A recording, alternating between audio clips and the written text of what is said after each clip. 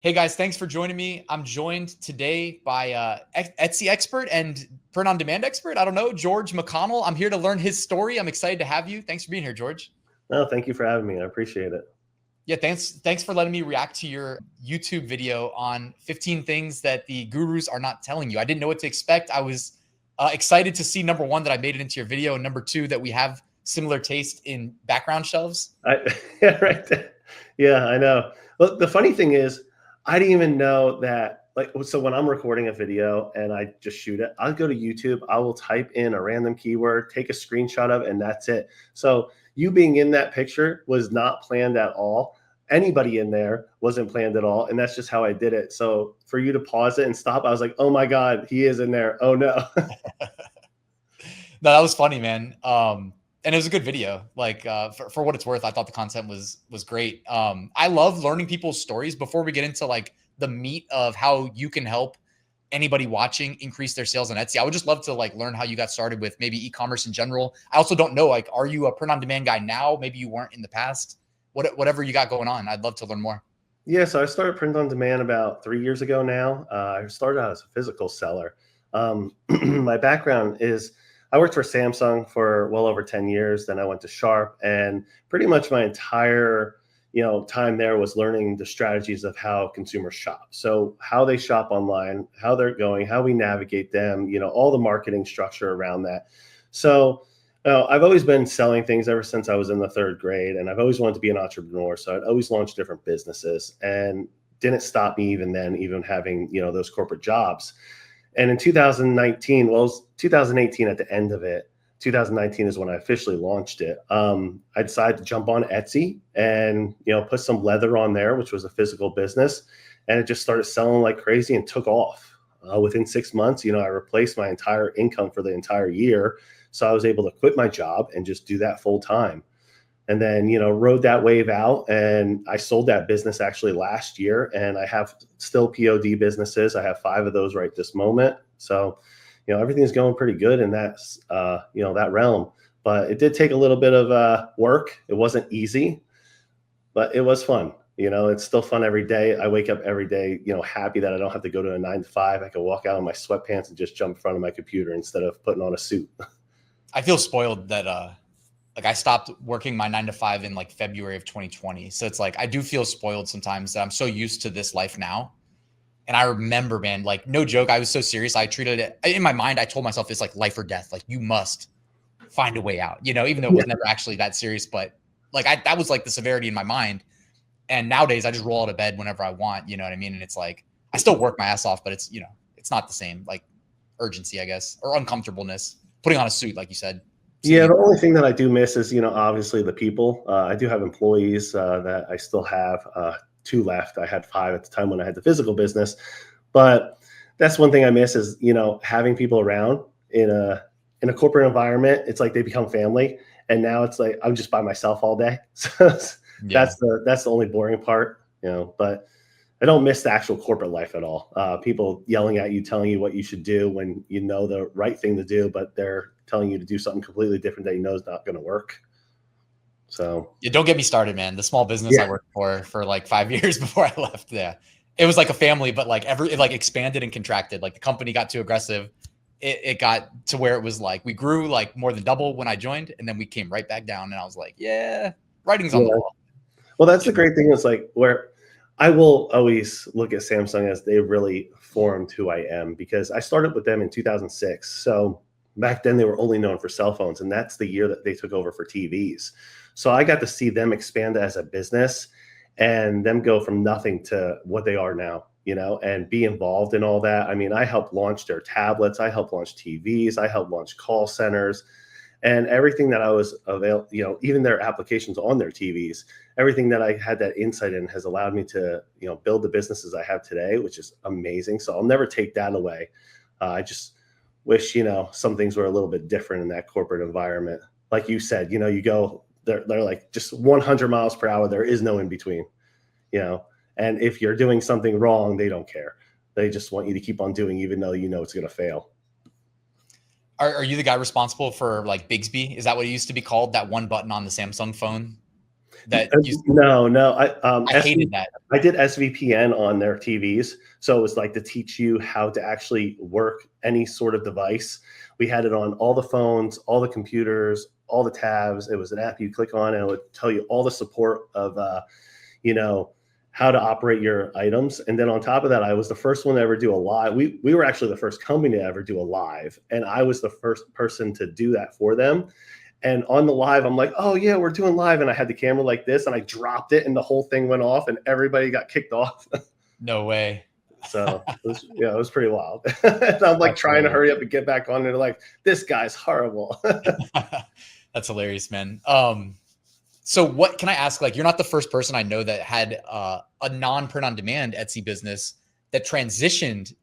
Maybe you didn't. Okay, I don't want to say transition because you did both in parallel at some point. Can I ask, like, what made you want to do print on demand? And I know other people that also kind of like transitioned from physical to just all in print on demand on Etsy. So anything you could just share insights wise on that?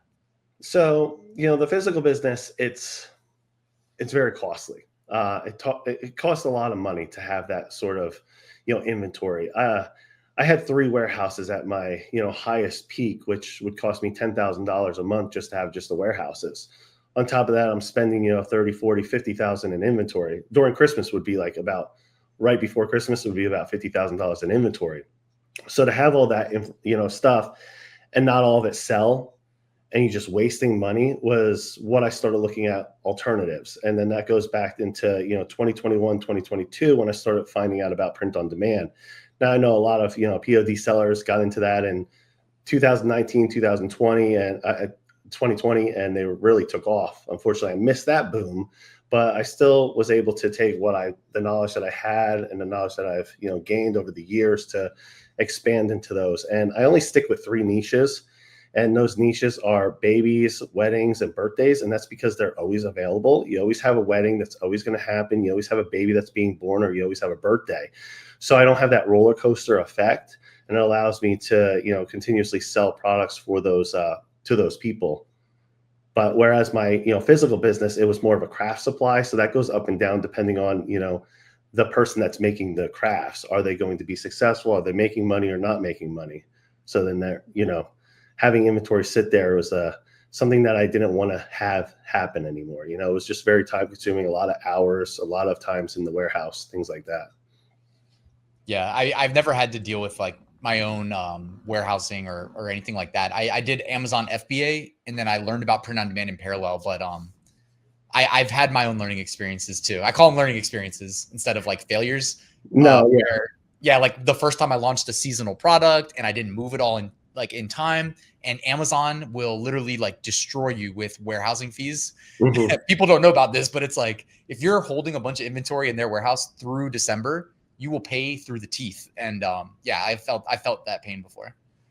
No, I actually went to a 3PL. I have sold in Amazon for a little bit, but I went to a 3PL for the actual try to get rid of warehouses. And yeah, during the holidays, they increased the prices, which is interesting. And then they put it back down. So I could definitely feel your pain with that, but it is still cheaper than actually having warehouses, because that was really a very costly. Something goes down, like the AC went down, and I mean, you're tripling the amount that you have to pay on just air conditioning. So, dude, that's funny. Just a quick aside, like we randomly, like we have a home gym in this new house that we moved into recently, and it's like I was getting gym equipment, and we randomly are walking to like where the gym stuff is in like a shared warehouse. And there's no AC. It's like a sweatshop, dude. I felt so bad. And we walked past Swift POD. I'm like, wait a second, backtrack. I look in and it is Swift POD. It's like one of their like main hubs in the US. And there's just like, it's like a Saturday too, by the way. And they're just running with the sweatshop. So you moved to POD. All right. Like now you're doing that, I think, full time, you said, because you got rid of the physical. Yeah, I actually sold my physical business. How was the transition? Like, it's nice. I mean, I got rid of the biggest warehouse one. The biggest one was 6,500 square feet. So got rid of that. I only have one left where people, my 2 employees now work from, so that I don't have to, I still have a place for them to, work from and reply to customers and make sure everything's fulfilled and things like that. But it's just so much easier because I can stay home. I don't have to do anything. I like that aspect. However, not having the physical product, I still order all the samples. So when I do transition into something or launch something, I do order the samples. I take pictures myself. I like to have it feeling wise. I want to feel that product in my hand before I actually launch it. Maybe that's just because I come from being a physical seller, but that's the only difference. I don't have to have tons of them, which is amazing. I don't have to see them being thrown in the trash or write them off as scrapped.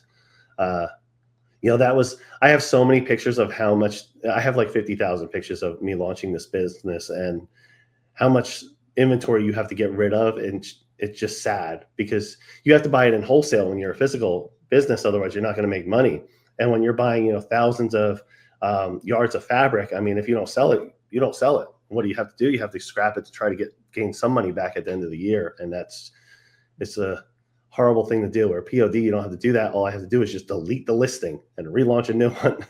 Right. We're spoiled, man. We're definitely spoiled. But I was gonna say, I appreciate your transparency because, like, even going into those details, like, I'm more of an oversharer too, but like, I appreciate that. Like, I always, when I ask people about like the origins of their business, like on my entrepreneurial journey, when maybe I wasn't successful, like, I always just want to know people's stories. And even when you say like, I'm in 3 niches, you give us the 3 niches. Yeah. It just helps me, or like that you like to order the samples and stuff like that. And that just be more a part of your workflow. I think that's the type of stuff that like resonates with me and hopefully some of the viewers as well. Yeah. Instead of somebody just saying, hey, I have shirts, like what do you have on shirt? Also, just to let everybody know, the reason that I am in those niches, not just because, one, they always happen throughout the year, but also two, they're the easiest things to target with Facebook. So I run Facebook ads like crazy. And because of that, I can target people that have birthdays coming up, or have a friend that knows of a friend that has a birthday coming up, or somebody that just moved, somebody that's getting married, somebody that has just got married, somebody that did just have a baby, and even by the age range of that baby. I mean, Facebook knows so much about us that it allows me to target that, shopper or that gift giver so much better than, using, say, like Etsy ads. So when you do that, are you pushing the traffic to Shopify? No, I push it right to Etsy. Okay. Yeah. Sometimes I do have Shopify accounts, but they don't really gain as much as the Etsy. I feel like Etsy, when it's pushed to Etsy, they feel like, okay, well, this is an established company. So if this person runs off with my money, I could still contact Etsy and get it back. Whereas Shopify, they're kind of putting that bet on you and hoping that you're not a scammer, So I feel like I get more sales through Etsy than I do when I push it to my own individual websites. Cool. I appreciate that insight. It's rare to see people doing that, or in general, to see people like just running Facebook ads. I mean, for me, I still talk to some Shopify POD people, but for the most part, I'm talking to like the standard approach of not doing that, not doing everything within the realm of Etsy, like a closed loop. Yeah, what I've noticed is when you do it on Etsy, if you don't get them sales, this is a big thing. So as new sellers, they're pushing ads and they're trying to get ads, trying to be seen at least. But Etsy's a business, just like we all want money, right? So if you don't make them money, they're not going to push you. So say day one, they start pushing you and they push you to 1,000 people. Well, if you don't make any money, they're not going to push you to 1,000 people tomorrow. So they're going to push you to 800. Then the next day, you don't make them any money. Now you're going to be pushed to 600 and so on and so forth till you're literally left with no views. And that's just because your listing wasn't either good, it wasn't optimized, or it wasn't to the audience that you were supposed to be sending it to. So you're not going to make them money. They're not going to push you. And that's, with Facebook, I mean, they're going to spend that money regardless. You tell them you're going to spend $1,000, they'll spend that $1,000 in that day. But at least you know that you could target exactly who you want to target versus just relying solely on your keywords and your design. Yeah, that's a really valuable insight. And I think for most people probably watching, like, they're not close to let me consider external traffic sources. So do you mind kind of like going to the fundamentals that you might want to share with the average Etsy seller who's watching this? And I mean, I think it's usually best to speak to where in your personal experience, because I know you have a YouTube channel that I'll link and a school that I'll link in the description, but like where you see most people needing the most help would be great. So the first thing before ads, a lot of people watching my videos know that I tell you right from the start, your designs suck. And when they hear that, they get very offended. And I'm going to tell you right now, my designs, when I first started, they were horrible. So it's just a learning curve. You have to learn. But with AI, people that their designs have gotten worse because they go in there, they'll type, cat with a hat on, and then they throw it on a t-shirt and expect it to sell. And that's not going to work. I agree 100%, by the way. I had to chime in. Sorry to cut you off. No, I see it all the time. And everybody gets mad at me for saying that. But the first thing I say is, well, do you own any of your own products? If you don't own any of your own products, why do you expect somebody else to, And that's the biggest thing is you need to really have your design resonate with the audience. The second thing is knowing who your audience is. You need to make sure that you're targeting that specific audience. If you can dial into who you are, who you're selling to, that demographic, you can make unbelievable amount of money because now you know what they want, you know what they purchase, and you're designing only for them. Once you do that, running ads become easier because now you know their age range, the demographic, you know exactly what they like, what they don't like. You can target, like I said, babies. If you're targeting a baby, you can target one that's, they're pregnant and about to have a baby, or they just had a baby, or they've had a baby and it's, 2-3 years old, or somebody that's giving gifts for somebody that just had a baby. There's a lot that you can choose from on those Facebook ads, and you don't have to spend a lot of money. You can go as little as $5 a day, and that's it. You don't have to go crazy just to get some traction to your listing. And then once you start getting traction, Etsy will see that, start picking it up, you get a couple sales, and then they'll start pushing you organically. So it's all about, understanding your audience, resonating with them, making designs for them, and then from there, targeting only that audience. It's all about the audience. No, and man, you're making my brain spin because it's like, as a coach or as somebody who has coached plenty of people, how I could say, yeah, just sell anything that people are buying. And it's technically that is advice that is not terrible. But when you say, hey, I sell in 3 niches, I'm like, should I just be telling people to sell in 3 niches? Because you know what I mean? It really makes no difference as long as the niches are viable. But at the same time, if you say limit it to 3 in scope, it probably, if we could split test 1 million people divided by 2, I bet you the people we tell to choose 3 would be more successful. Well, the thing also is they're each individual stores. Okay. So, yeah, each one is an individual store, which means so when somebody's going to a wedding, they'll see bachelorette, bachelor, or wedding things. And that's all they'll see. So when they click on my store, they're not going to see things for babies. They're not going to see things for birthdays, which keeps them in my store. And as you know, from having external websites, it's a bounce rate, keeping them in there. You don't want them to bounce out. Etsy prefers that as well. If they're going through and liking all your stuff, you're going to get pushed organically more. So I keep each niche individual. That's important, and also helps with your SEO because the SEO that's going for this customer and your tags for this customer are completely different than that one. So, having a lot of people want to put them all in one store and have a general store. And if you take a general store, which I did have a general store in the beginning, and out of that, only 15% of the products were selling. So what I did was I took the other 85 and I got rid of them. I just deleted them. Well, I archived them, but I deleted them. And from there, I doubled my sales. And that's because there was a lot less pages for people to go through. It was only the best sellers that people wanted. And it was just what they were looking for. So that's, the big importance is that's why, understanding who your customer is and then only showing things for the customer. Whereas it's different with Shopify. You can design a website however you want. With Etsy, you're kind of structured with how it's going to be displayed and you can't do anything. Even having those little sections in the corner, they're like, oh, well, you can have different categories. Well, most people shop using the app. And as soon as you scroll once, the categories are gone. So nobody's going to see it again. So it doesn't matter. And having things that are only for that person or gift giver looking for that person is important.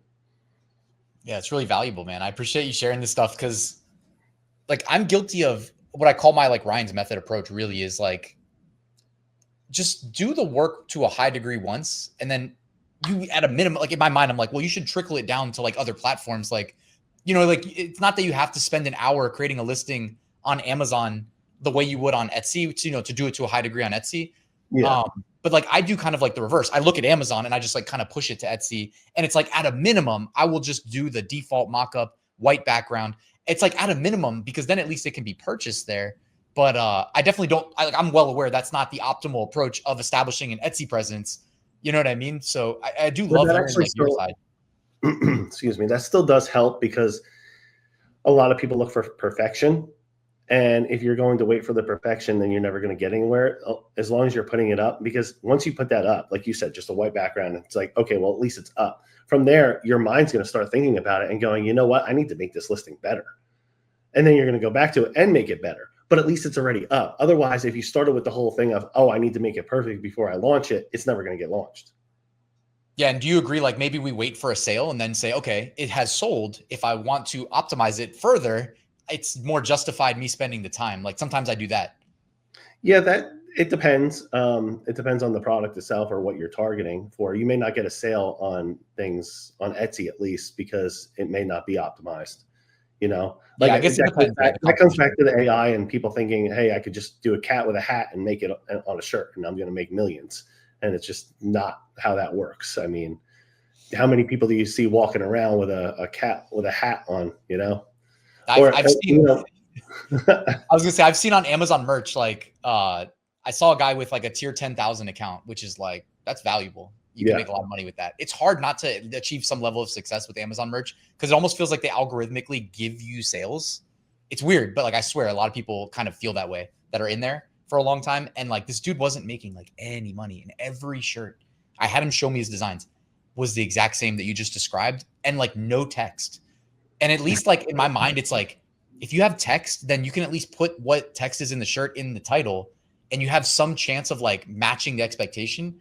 Everything was just a graphic, and it was like 10,000 all maxed out. And there was like almost no sales. And I was just, my mind was blown because I didn't know that you could like make no sales on Amazon merch in that tier. You know what I always like to say is think of yourself as like you're in Times Square, right? You walk out in Times Square holding a sign, and you're not holding it up, you're just holding it down. How many people look at you? Nobody, right? Now you take that sign, you lift it over your head. Now that it's lifted over your head, you have some people looking at you, right? There's your design, and now your design's resonating with people. Now that people are looking at it, now stand on top of a ladder and start screaming about your design. Now how many people are looking at you? That's ads. So if you look at it that way, of you walking around with this crap design in front of your shirt, you know, like this, nobody's looking at it because it's crappy. Nobody cares. Nobody's going to remember you. But as soon as you start holding it up, everybody's remembering you, and they're remembering that design. But now you need to get it in front of everybody. But first, the thing is having that design that they want to look at. For sure. Do you have any high level tips that you want to share for design? Like, you don't need to screen share and do a design for us. But I mean, if there's a video you want to shout out on your channel, I can link directly to that too for anybody that wants to follow up. I actually did one called bestsellers, how to have bestsellers and how to create multiple bestsellers. I'll send you a link for that. Okay. I did show in there a previous design I used to do for wall art, and that design no longer resonates with, you know, consumers. At least, you never know. Think trends come back, right? So, hey, if somebody wants to throw it in their store and it comes back, go for it. But I show how I took that one design for wall art, and what I did was I just replicated over and over and over, and that's how I made a ton of money. It's, you know, once you figure out, it's the style, and that's what everybody needs to understand. It's not so much the design as it is the style of the design. So once you have this, here's the style, you could change the font, you could change the color, and you could change the image. You don't change the outline of what it looks like. You know, like you said, with an image with a text over it.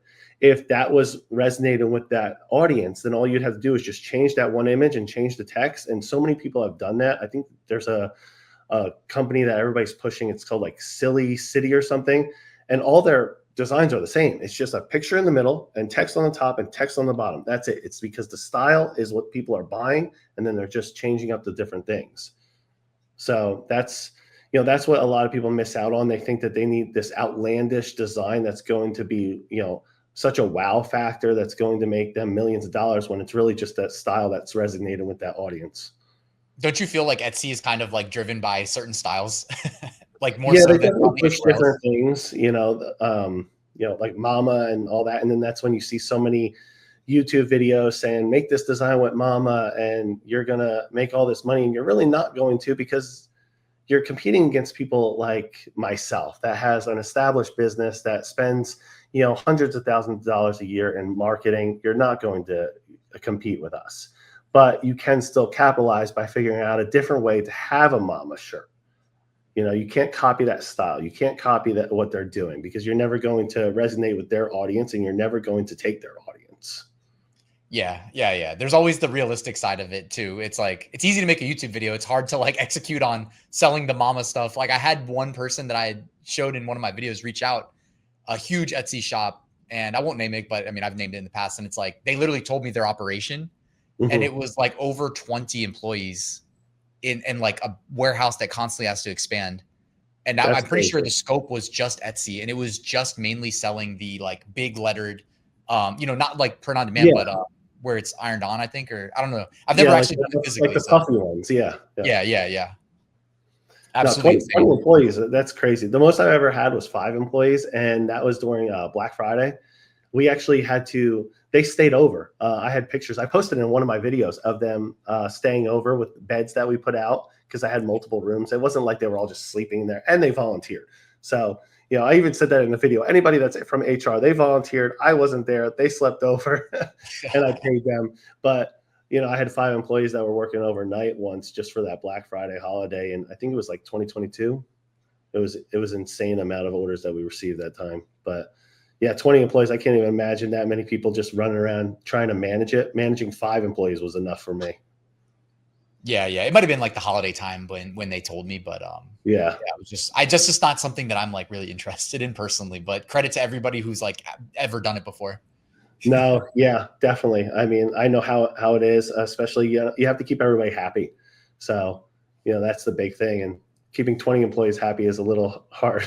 I mean, keeping 5 was difficult in times. If anything went down, I had to try to fix that immediately before, any sort of complaints. And I pretty much was my own HR. So that made it even worse. So like you have an interesting story, like in terms of the people that I've gotten to talk to and network with. Like I am genuinely interested, if you don't mind shifting into like, what do you think is next? Like maybe for you, like on the horizon, just out of curiosity. I'm sure you get excited. Like you're a serial entrepreneur. No, yeah. I'm sure you've thought about what's next. I definitely I want to teach people. So when I started my YouTube channel, it wasn't just random. I made a promise to myself, as soon as I had $1 million in sales in 1 year, I would give back by teaching people how to make money. And that's what I decided to do. And I didn't know how to do it. So I went on Facebook and posted on there. And then I got attacked on Facebook saying that all my information was wrong. And I'm like, staring around. So that's why I started this YouTube channel.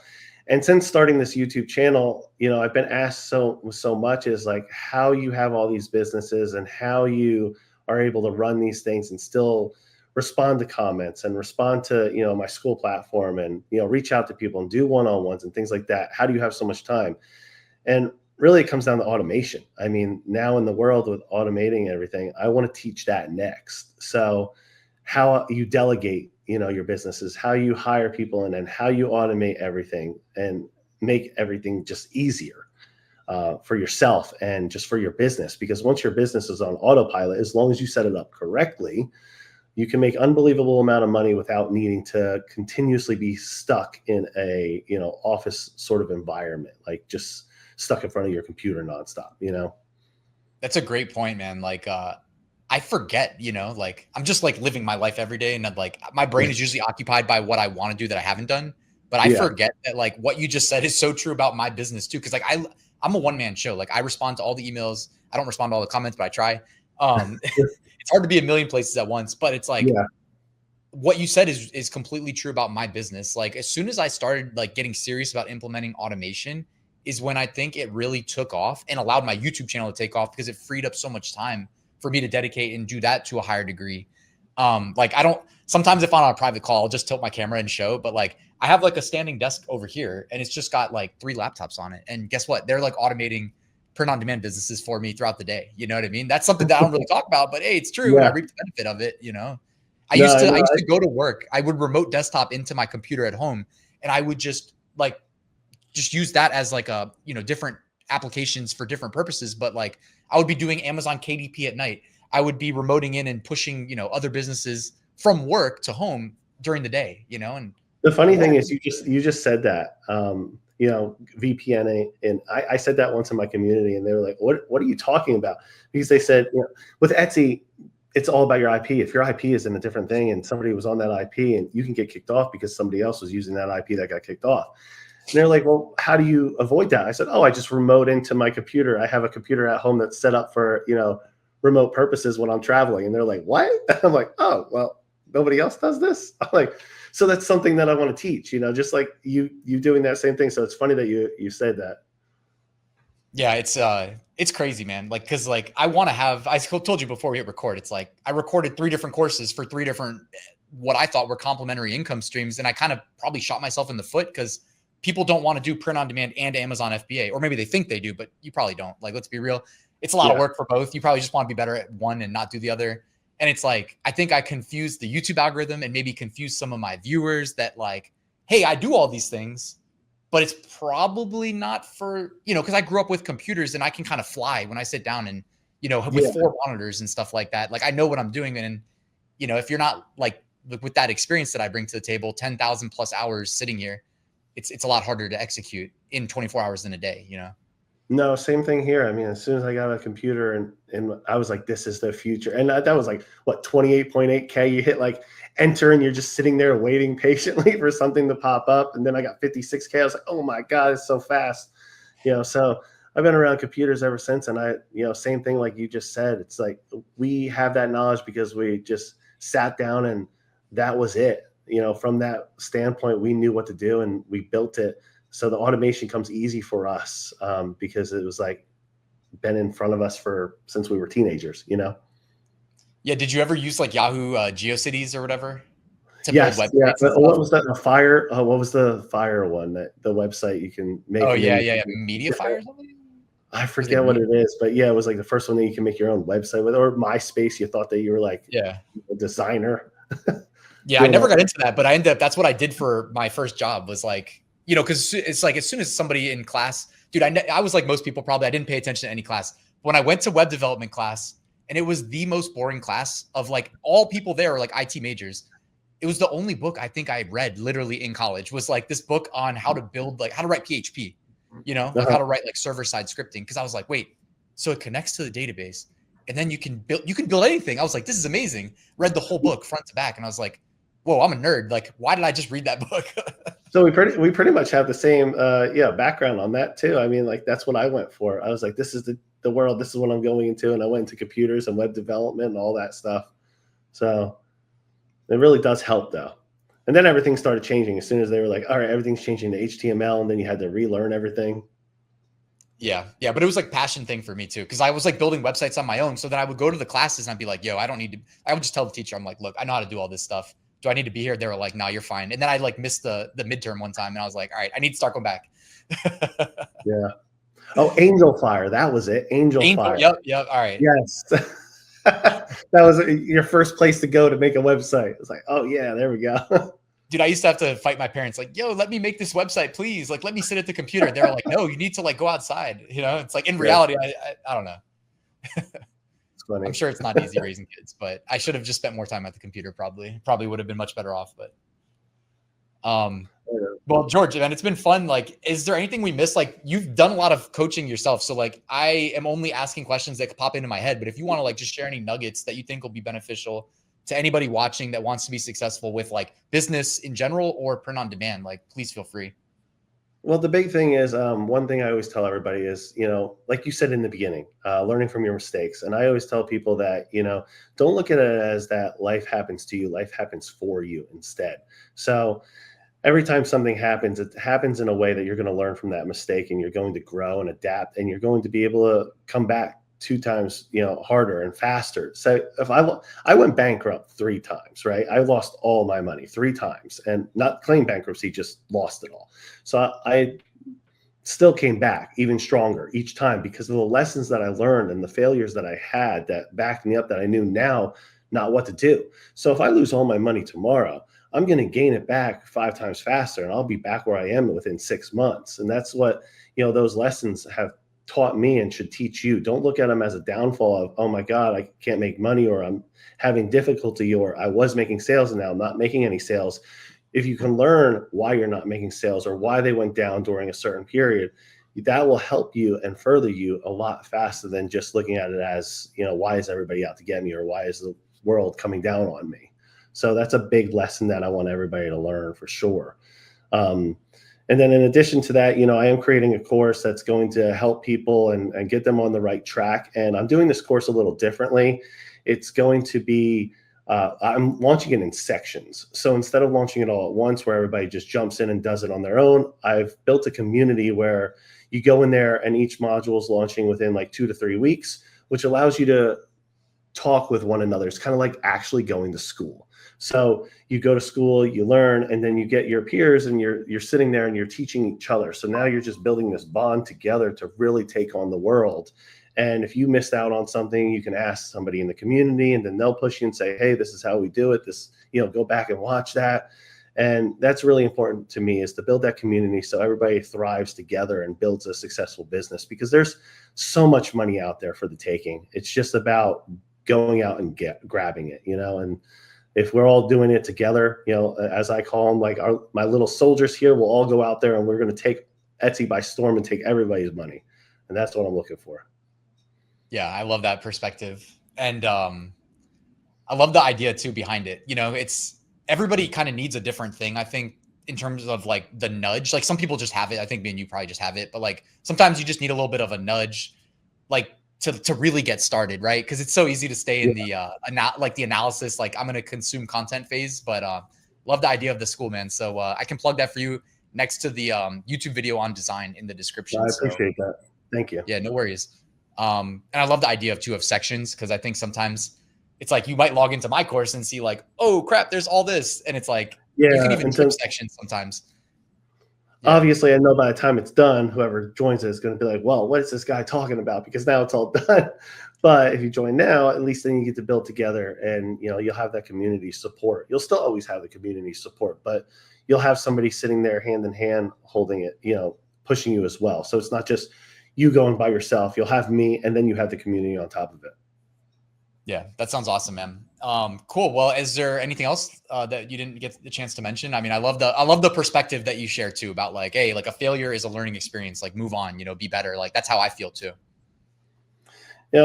Again, that's really all I can say is, I don't want anybody to be discouraged. I know a lot of people are out there right now just trying to pay their bills, trying to make ends meet. And I don't want you to be discouraged. It happens. I come from a horrible background. I mean, I was raised in poverty. I had nothing. And, there's a video on my YouTube channel that says My Life, and you can learn more about me and where I come from. And having the success I have today and what I have is all because of that. I never let those failures, I never let that doubt settle in, because as soon as you let it settle in, it really tears you to pieces. So no matter what you're going through right now, no matter the pain, the suffering, just know, as long as you keep taking baby steps, just baby steps, or just crawl, it doesn't matter. As long as you're taking a step forward, you're going to achieve more than 99% of the people out there that just literally crawl into a little ball and don't do anything.